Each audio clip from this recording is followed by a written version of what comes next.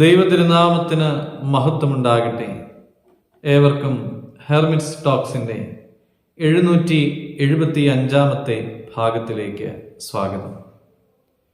ഇന്ന് ദനഹാ പെരുന്നാളിന് ശേഷം വരുന്ന 4ാമത്തെ ഞായറാഴ്ചയാണ്. അതുപോലെ തന്നെ മായൽത്തോ പെരുന്നാളുമാണ്.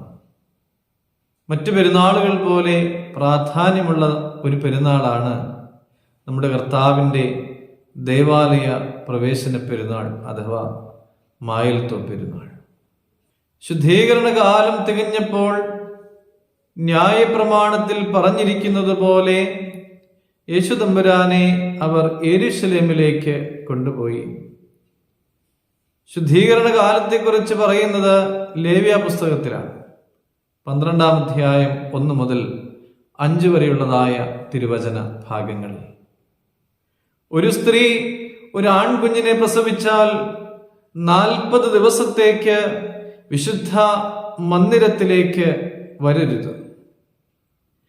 നമ്മുടെ കർത്താവിൻ്റെ ജനന പെരുന്നാൾ മുതൽ നമ്മുടെ കർത്താവിൻ്റെ മായൽത്തോ പെരുന്നാൾ വരെ ഉള്ളത് 40 ദിവസങ്ങളാണ്. വിശുദ്ധ ലൂക്കോസ് 2-ാം അധ്യായം 25-ാമത്തെ തിരുവചനം, യെരൂശലേമിൽ വൃദ്ധനായ ശമവോൻ എന്നു പേരുള്ള ഒരു മനുഷ്യനുണ്ടായിരുന്നു. അവൻ നീതിമാനായിരുന്നു. അവൻ ഇസ്രായേലിന്റെ ആശ്വാസത്തിനായി കാത്തിരുന്നവനായിരുന്നു. ഇസ്രായേലിന്റെ ആശ്വാസത്തിനായി കാത്തിരുന്ന മുഴുവൻ ജനത്തിന്റെയും പ്രതിനിധിയാണ് ഈ ശമവോൻ. കർത്താവിന്റെ ക്രിസ്തുവിനെ കാണും മുമ്പേ മരണം കാണുകയില്ല എന്ന് ശമവോന് പരിശുദ്ധാത്മാവിന്റെ അരുളപ്പാടുണ്ടായിരുന്നു. ശമവോൻ ക്രിസ്തുവിനെ കരങ്ങളിലേന്തി.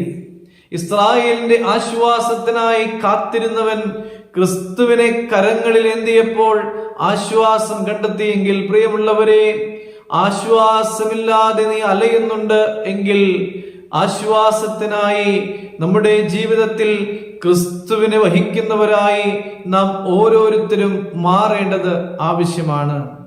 ക്രിസ്തു നൽകുന്നത് പോലുള്ള ഒരു ആശ്വാസത്തെ നൽകുവാൻ ഈ ലോകത്ത് ഒരാൾക്കും സാധിക്കുകയില്ല. ആ ക്രിസ്തുവിന്റെ പിന്നാലെ പോകുവാൻ നമുക്ക് സാധിക്കട്ടെ. ആശ്വാസം അനുഭവിക്കുവാൻ നമുക്ക് സാധിക്കട്ടെ.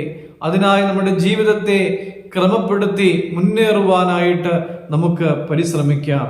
അതിനുള്ള കൃപകളും അനുഗ്രഹങ്ങളും ഒക്കെ തമ്പുരാൻ നൽകട്ടെ എന്ന് പ്രാർത്ഥിക്കുന്നു. ദൈവം അനുഗ്രഹിക്കട്ടെ.